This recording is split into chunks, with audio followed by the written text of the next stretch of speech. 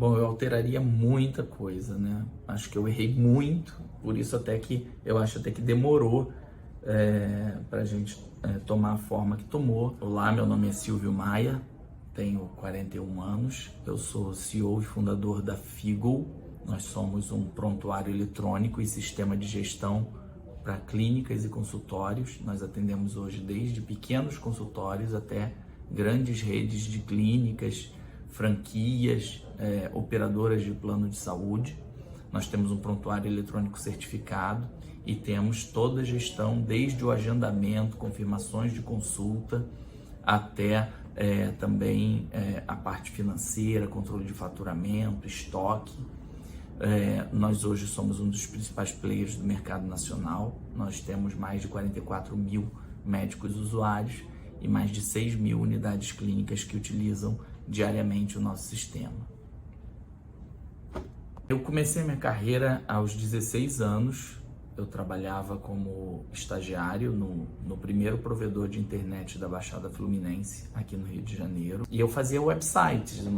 Website na época era uma coisa muito prematura no Brasil, né? Eram sites assim, sem estrutura nenhuma. Fui trabalhar numa clínica de cirurgia plástica, desenvolvendo. Depois eu fui tendo meus clientes, comecei a trabalhar de forma autônoma, desenvolvi software para várias empresas aqui do Rio de Janeiro, depois espalhado pelo Brasil, para a fábrica de telefonia Intelbras, e em um determinado momento fui para os Estados Unidos também desenvolver sistemas lá. Então minha carreira foi basicamente como desenvolvedor, né? E quando chegou em 2009, eu vi que eu já tinha desenvolvido muito sistema personalizado.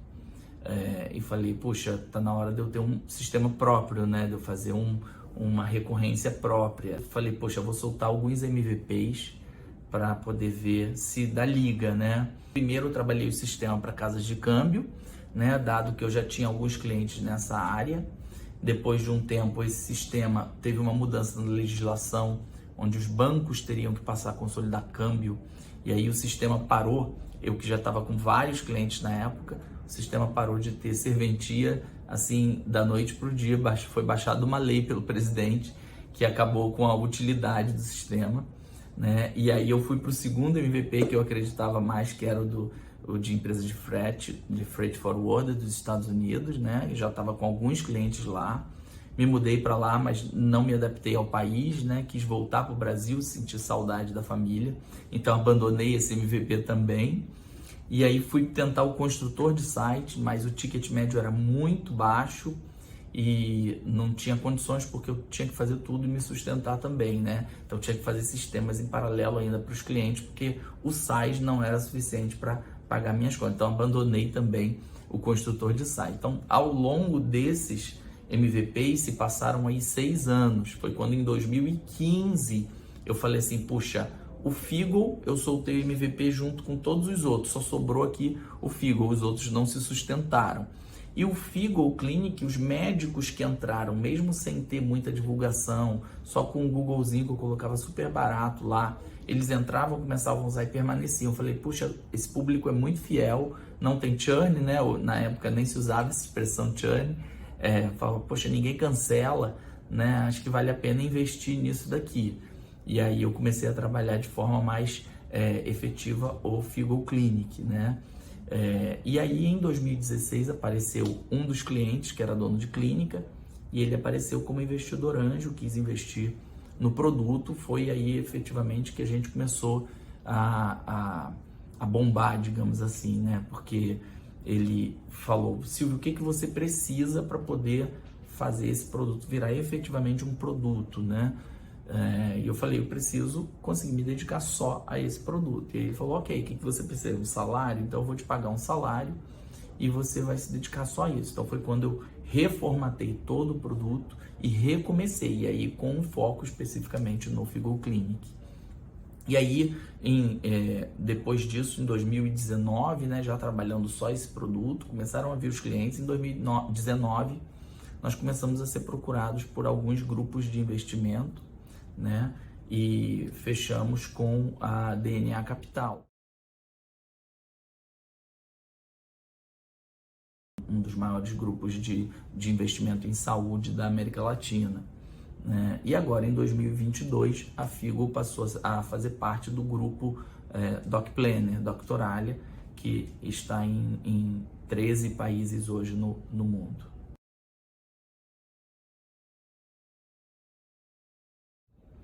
Quando eu iniciei o Figo Clinic, né, não existia nenhum outro software para clínica online, né?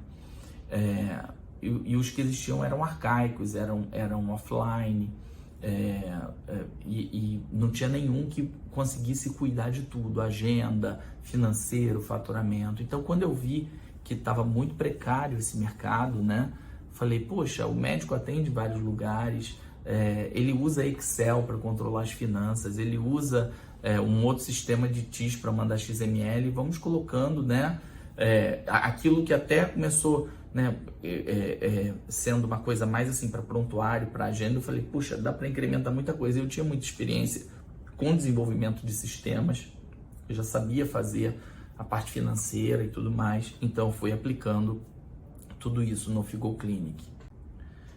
Bom, meu maior desafio no começo da startup foi, sem dúvida alguma, investimento, né? Na época que eu comecei, eu tinha que trabalhar muito para poder sobreviver, né? Para pagar as contas.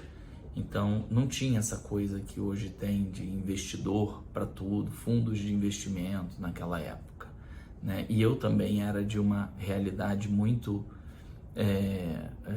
precária, né? Eu era muito pobre, morava na Baixada Fluminense, uma área muito sem acesso também, né? Então, eu achava que eu precisava trabalhar muito para conseguir ir fazendo com recurso próprio, né? As pessoas que a gente via investindo em alguma coisa investiam em padaria, supermercado, não investiam em tecnologia como é hoje, né? Hoje tem investidor para se você tiver realmente um produto de qualidade, uma ideia realmente de qualidade e for viável fazer esse produto, tiver experiência, tem fila de investidor, né? Mas naquela época era realmente muito precário isso, ninguém acreditava nisso. Então era uma luta contra o tempo, né? Tinha que desenvolver, vender, pagar as contas, testar, mexer no produto, implantar, era realmente muito doloroso. Então, o investimento, sem dúvida, a maior dificuldade, para ter minimamente ajudantes, pessoas ali para fazer um pouco do trabalho, dividir um pouco o fardo. Os meus sócios, na verdade, eles que me procuraram, né? Desde o investidor anjo até os fundos de investimento, né? A própria DocPlanner também, agora, né? Então, todos eles que me procuraram justamente porque eu era muito ali operacional, né? Eu queria fazer a empresa acontecer e eu ia atrás, independentemente de ter alguém interessado ou não, eu já ia colocando. Então, não fui eu que escolhi os sócios, eles apareciam, eu olhava e falava, poxa, faz sentido esse daqui, né? Ia amadurecendo a conversa e ficava com o sócio, basicamente isso. Eu já tinha feito muita coisa na área de turismo, na área de freight forward, né? Várias outras áreas, né? De telefonia, mas eu olhava e falava, puxa, a área de saúde ela é muito estável, né? Pode ter a crise que for, e isso se provou agora, inclusive com a pandemia, né? Então, assim, fica tudo caótico, mas a área de saúde ela é muito saudável. E eu tinha muita vontade de já fazer alguma coisa na área de saúde, só que eu coloquei o Figo como apenas mais um dos MVPs, né? E por ser a área que eu justamente tinha menos afinidade, menos experiência, eu acabei deixando ele por último e acabei gastando muito tempo por conta disso. Mas foi assertivo, né? Imaginar que a área de saúde era a área mais saudável, né? Efetivamente, financeiramente falando, mas eu deveria ter dado mais foco a ela antes. Eu acho que isso. Quando eu comecei a desenvolver o Figo Clinic, eu coloquei no ar, né, baseado na dor que eu achava, né?